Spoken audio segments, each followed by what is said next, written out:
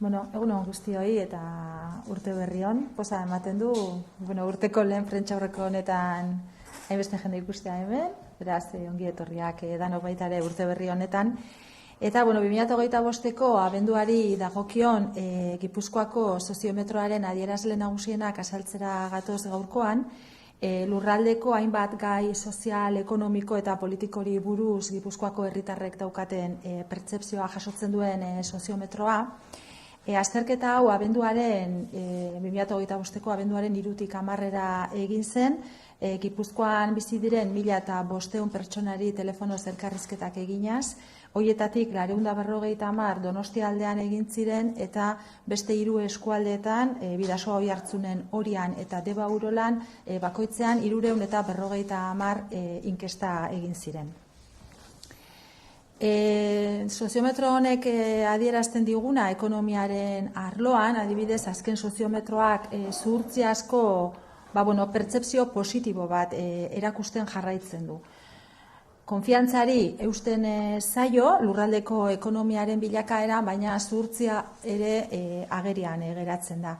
Inkestatutako pertsonen ia 19% uste du Gipuzkoako ekonomiak hobera egingo duela datorren urtean, eta aurreko neurketan baino 2 puntu gehiago agertzen dira pertzepzio honetan.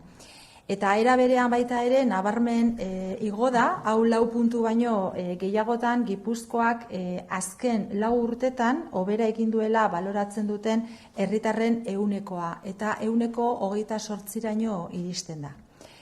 Honek beraz lurraldearen egonkortasunaren eta aurrerapenaren pertzepzio garbia adierazten du, naiz eta testuinguru ekonomiko konplexu baten egon. Maila individualean ere egoera ekonomiko pertsonalaren inguruan, bataz besteko balorazioa 10tik 6,74 puntukoa da. Eta adierazle hau aurreko neurketarekin alderatzen baldin badugu egonkor mantentzen da, eta azken urteetako soziometroetan ikusitako hobekuntza joera hori ere sendotu egiten da. Ziurgabetasun sensazio horrek lehen esan dudan bezala gora egiten du baita ere, baina adierazle hauek positiboak jarraitzen dute izaten. Gipuzkoako gizarteak oso modu positiboan baloratzen du beraz bere egoera pertsonala eta ongizate maila altuak mantentzen dira. Ongizate emozionalaren bataz besteko balorazioa ere 10 puntotik 6,49koa da. Aurreko neurketarekin ia maila berean dago, eta horrekin batera 2 puntu baino gehiagoko jaitsiera dago bere bizi mailak okerrera egin duela hautematen duten pertsonen 100%. Oro har beraz datu horiek Gipuzkoako herritarren egoera ona berresten dute, 70,7% uste bai dute beraien bizi maila egonkor mantentzen dela edo hobetu ere egiten dela. Nabarmentzekoa da, eta hau azpimarratu nahi dugu, familia eta gizarte laguntzako sarearen sendotasuna. 8,15ko puntuazioa lortzen du adierazle honek, eta azterlan guztian hobekien baloratutako eremu gisa finkatzen da. Beraz, datu honek gizarte kohesionatu bat daukagula islatzen dute, kapital komunitario indartsuarekin, herritarrok lagunduta eta babestuta sentitzen gera, baina nik uste dut garrantzitsua dela baita ere Gipuzkoaren nortasun komunitario hori indartzen jarraitzea eta ongizatera eta zaintzara bideratutako politika publikoak indartzen jarraitzea. Gizarte gai nagusiei dagokienez, herritarren kezka nagusiak indartu egiten dira. Etxebizitza da Gipuzkoako gizartearen ardura nagusia, eta 54,3 iritsi da hilabete gutxitan 4 puntu baino gehiago igo ondoren.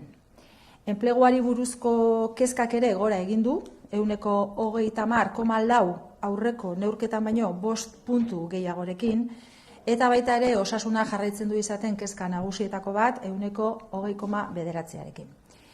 Herritarren segurtasuna 4. Tokian dago, 15,4arekin, eta honek ere 4 puntuko igoera bat izan du aurreko neurketarekin alderatzen baldin badugu. Eta baita ere euskeraren osasun egoerari buruz galdetu da, eta honen balorazioa ere 10-tik 6 puntutara jaisten da, beraz kezka handitu egiten da euskeraren egoeraren inguruan, eta 26,4raino igotzen da euskerarekiko jarrera okertzen ari dela usten dutenen 100%. Aldi berean baita ere, emakume eta gizonen arteko berdintasun mailari buruzko pertzepzioak zertxobait okerrera egin du eta 6,33 puntutan kokatzen da. Erakunde mailan ere, egonkortasuna da azpimarratu beharko genukena. Gipuzkoako Foru Aldundia da herritarrek altuen baloratzen duten erakundea, 10-tik 5,5 batez besteko puntuazioarekin.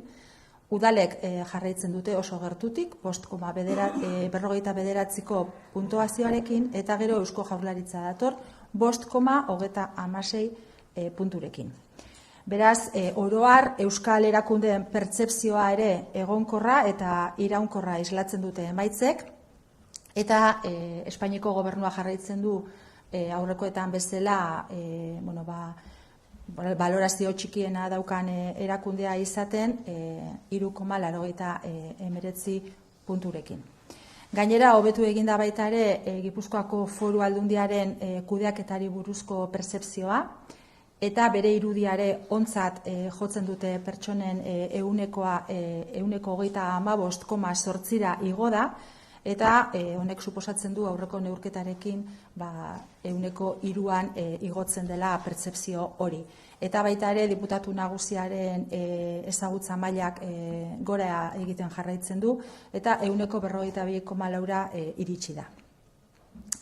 Era berean, esan behar dugu baita ere herritarrek oso modu positiboan baloratzen dituztela foru zerbitzu publikoak ematen ditugun zerbitzuen kalitatea, 6,05 puntu gizarte zerbitzuetan eta 5,83 ogasunean adibidez. Eta bukatzeko hauteskundeetako prospektibari dagokionez, 2025ko abenduko soziometroak EH Bilduri 29,4ko boto asmoa kokatzen dio, eta ondoren Eusko Alderdi Jeltzalea dago 32,9arekin, eta aurreko soziometroarekin EAJ-ari emango lioke batzarkide bat gehiago, eta EH Bildu mantenduko litzake aurreko prospekzioan jasotzen zituen 23 batzarkideekin. Eta Alderdi Sozialistak 13,9ko boto kopuruarekin 7 batzarkide lortuko lituzke, Alderdi Popularrak 5,5ko botuekin 2 ordezkari, bat jetxiko luke beraz aurreko soziometrotik, eta Elkarrekin Podemosek botoen 4,8arekin ordezkari bat lortuko luke Gipuzkoako batzar nagusietan. Bueno, como decía en euskera, damos a conocer el sociómetro de Guipúzcoa correspondiente al mes de diciembre del 2025, que recoge la percepción de los ciudadanos de Guipúzcoa sobre diferentes cuestiones sociales, económicas y políticas del territorio. Este estudio se ha realizado en el mes de diciembre del 2025, entre los días 3 y 10, con entrevistas telefónicas a 1.500 residentes en el territorio guipuzcoano, de las cuales 450 se hicieron en la comarca de Donostialdea y 350 en cada una de las otras 3 comarcas, que son Oria, Bidasoa Oiartzun y Deba-Urola. En el ámbito económico se refleja una percepción mayoritariamente positiva, aunque también está marcada por la prudencia. Se mantiene así una perspectiva de confianza en la evolución de la economía del territorio. El 18,9% de las personas encuestadas considera que la economía de Guipúzcoa mejorará en el próximo año, y esto supone 2 puntos porcentuales más que en la medición anterior. Sube también de manera significativa, en más de 4 puntos, el porcentaje de la ciudadanía que valora que Guipúzcoa ha evolucionado a mejor en los últimos 4 años, hasta situarse en un 28%, lo que apunta a una percepción de estabilidad y avance del territorio en un contexto que sabemos que es complejo económicamente. En el plano individual también la valoración media de la situación económica personal se sitúa en 6,64 puntos sobre 10, se mantiene estable respecto a la medición anterior y se consolida la tendencia de mejora que se observa en los sociómetros de los últimos años. Y, bueno, aunque decía antes, también se aprecia aquí un aumento de la sensación de incertidumbre. Por lo tanto, la sociedad guipuzcoana vuelve a valorar de forma muy positiva su situación personal, manteniendo, bueno, pues niveles altos de bienestar. La valoración media del bienestar emocional se sitúa en 7,49 puntos sobre 10 y son prácticamente los mismos niveles que en la medición anterior, y se acompaña de un descenso de más de 2 puntos en el porcentaje de personas que perciben un empeoramiento en su nivel de vida. Y en conjunto, estos datos confirman el buen estado de la ciudadanía guipuzcoana, ya que el 70,7% considera que su nivel de vida se mantiene estable o que incluso mejora. Destaca también la fortaleza de la red de apoyo familiar y social, que alcanza una puntuación de 8,15 puntos y se consolida como el ámbito mejor valorado del estudio. Y creemos que esto se debe de remarcar, porque reflejan que somos una sociedad cohesionada, con un fuerte capital comunitario en el que nos sentimos acompañados y respaldados, si bien hay que seguir fortaleciendo esa identidad comunitaria de Guipúzcoa y reforzando también las políticas públicas orientadas al bienestar y al cuidado. Y respecto a los principales asuntos sociales, se evidencia, pues, un refuerzo en las principales preocupaciones de la ciudadanía. La vivienda consolida su posición como el principal problema para la sociedad guipuzcoana y alcanza un 54,3% tras subir más de 4 puntos en pocos meses. Y también aumenta la preocupación por el empleo, que se sitúa en el 30,4%, con 5 puntos más que en la medición anterior. La sanidad también se mantiene como una preocupación principal, con un 20,9%, y la seguridad ciudadana asciende también hasta el cuarto lugar con un 15,4% y también registra una subida de 4 puntos respecto a la medición anterior. También se ha preguntado sobre la salud del euskera, la valoración sobre la situación del euskera, y desciende hasta los 6 puntos sobre 10 y aumenta hasta el 36,4% el porcentaje de personas que considera que la actitud hacia el euskera está empeorando, al tiempo que la percepción también del nivel de igualdad entre mujeres y hombres empeora ligeramente y se sitúa en 6,33 puntos. En cuanto a la estabilidad política e institucional, la Diputación Foral de Guipúzcoa es la institución mejor valorada por los guipuzcoanos, con una puntuación media de 5,5 sobre 10, seguida muy de cerca por los ayuntamientos, con un 5,49, y después estaría el Gobierno vasco con un 5,36 puntos. En conjunto, pues, creemos que con estos resultados se refleja una percepción estable y sostenida de las instituciones vascas. Y el Gobierno español continúa siendo la institución peor valorada o con una valoración más baja, con 3,99 puntos. También mejora la percepción sobre la gestión del Gobierno foral, aumentando el porcentaje de las personas que califican su imagen como buena hasta un 35,8% frente al 32,9% de la medición anterior.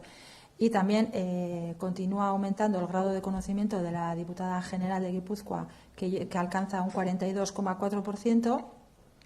Y también la ciudadanía valora de manera positiva los servicios que ofrece la Diputación, y como datos podemos dar una valoración de 6,05 puntos a los servicios sociales o incluso un 5,83 al ámbito de los servicios que se ofrecen desde la Hacienda Foral. Y en cuanto a la perspectiva electoral, este sociómetro arroja que H. Bildu se situaría con una intención de voto de 39,4%, seguido de AJ-PNV con un 32,9%. Y en cuanto al reflejo que esto tendría en la representación de las Juntas Generales respecto al anterior sociómetro, el PNV obtendría un representante más. El Partido Socialista se sitúa en un 13,9% de los votos y mantiene los 7 representantes. El Partido Popular, con un 5,5%, perdería un representante y se quedaría con 2. Y el Elkarrekin Podemos lograría un 4,8% de los votos y mantendría un representante. Todo esto comparando con las mediciones del anterior sociómetro. Eta hausen eraldetik esateko naukana. Galdetzeko edo zerbait baldin badukazue,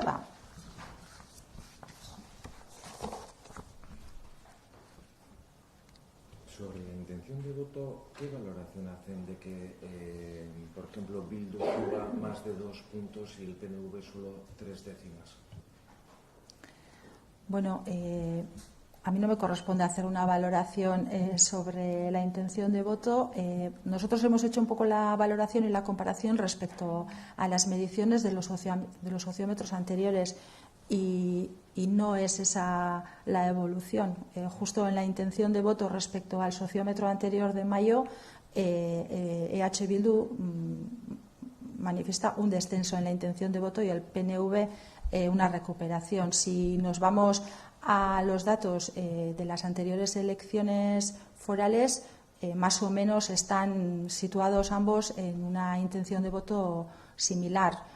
Pero bueno, la evolución respecto al sociómetro de mayo creo que es justo que la intención de voto de EH Bildu desciende algo y la del PNV se recupera. Pero bueno, más o menos respecto al 2023 están situados en porcentajes similares. Bai, bueno, boto intentzioaren inguruan guk egiten dugun azterketa soziometroekin pixkat doa aurreko soziometroarekin eginez konparaketa hori. Eta boto intentzioan ikusten dena da EH Bilduren boto intentzioa zertxo bai jeitsi egiten dela maiatzetik abendura egiten den prospekzio honetan, eta Euzko Alderdi Jeltzalearena pixkat igo egiten dela, ez? Eta hor ikusten da baita ere gero ordezkaritzan Euzko Alderdi Jeltzaleak ordezkari bat gehiago izango lukela batzar nagusietan. Egiten ditugun azterketak pixka dira eboluzio hori ikusteko egiten diren neurketa horietan. Eta maiatzarekin egin ditugu konparaketak beste datu guztietan eta hauteskunde prospekzioan ere hor kokatuko genuke balorazioa, baina alderdi politikoen emaitzen balorazioa ez zait niri tokatzen egitea. Besterik? Ez? Eskerrik asko guztioi.